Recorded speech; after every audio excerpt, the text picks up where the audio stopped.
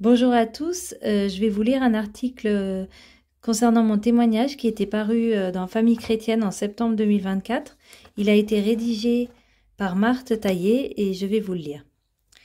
Donc Dieu m'a dit jette tes cartes, Sophia libérée du New Age.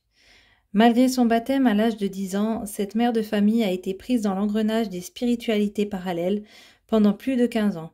Aujourd'hui délivrée, elle témoigne et alerte des dangers de l'ésotérisme. Ésotérisme, attention danger, alerte Sophia, sortie il y a 2 ans de la spirale du New Age. Entourée d'un père musulman et d'une mère catholique, la quadragénaire a reçu le baptême à 10 ans.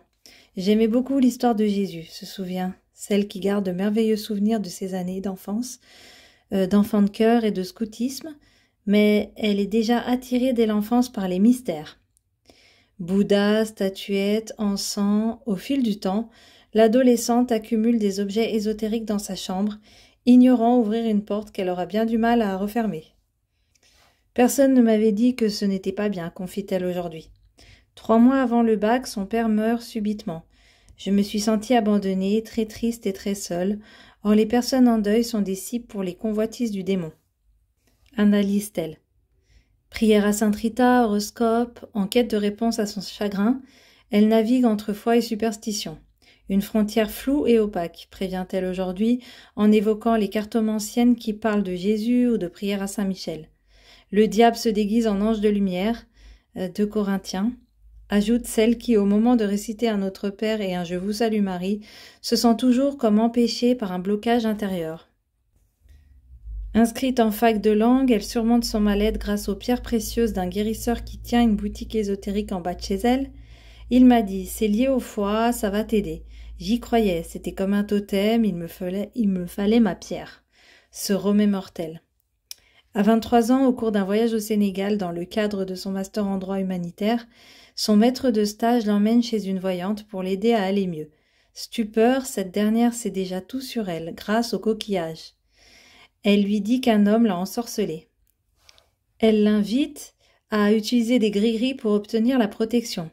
Voilà Sophia prise dans un engrenage pour enlever les sorts à tout prix. Croyante, sa colocataire l'encourage à prier Marie qui défait les nœuds. En vain, même si ce conseil lui rappelle qu'au fond d'elle brille toujours une petite lumière. Sous emprise de la magie de cet homme, Sophia ne se sent plus du tout elle-même. De retour en France, elle cherche de l'aide auprès de guérisseurs et de voyants. Pendant près de 15 ans, elle se nourrit de lectures ésotériques, de l'horoscope, de bonnes énergies et de prières. La recherche de spiritualité me rattrapait toujours. Je pensais que mes migraines et mes angoisses étaient liées au deuil de mon père, alors que c'était lié aux portes que j'avais ouvertes. Relis aujourd'hui Sophia. Beaucoup de gens se font avoir.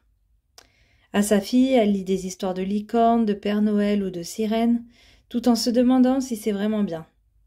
Beaucoup de gens se font attraper par le New Age, on cherche des protections, mais ce sont des protections païennes, alerte-t-elle en évoquant la symbolique forte du péché dans Blanche-Neige avec la pomme à croquer, les dangers des formules magiques d'Harry Potter et le culte de mort véhiculé par Halloween.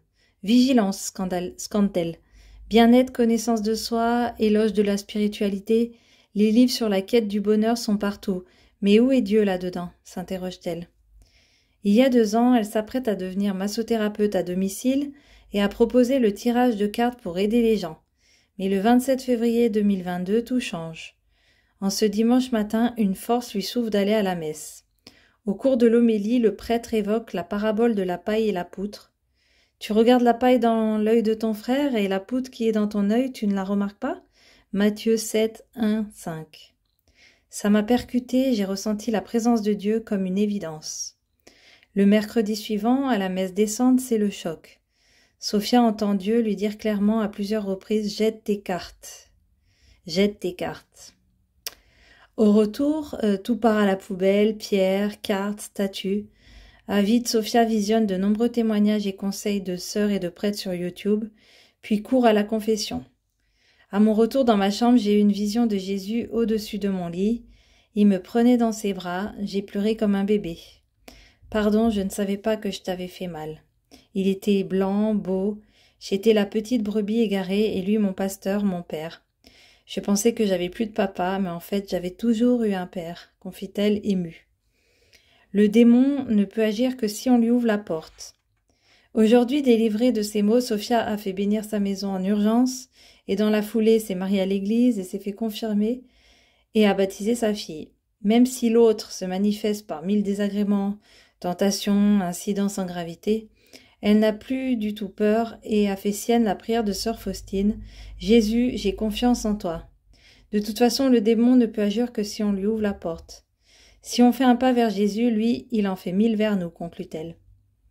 Il y a également un lien vers mon témoignage du 6 juin 2024 sur Radio Maria, qui s'appelle « Conversion d'une jeune femme du New Age à Jésus ». Je vous le mettrai en bas de la vidéo. Merci pour votre écoute. J'espère que cela va aider quelques personnes. Voilà, si vous êtes pris dans le New Age et tout, il y a toujours une option de libération par la confession, pour retour au sacrement, en parler à un prêtre. Et voilà, donc moi j'ai été prise dedans de nombreuses années et j'ai jamais trouvé la paix. Donc je vous souhaite vraiment de trouver cette paix qu'on trouve que en Jésus en fait. Donc soyez bénis et à bientôt, merci.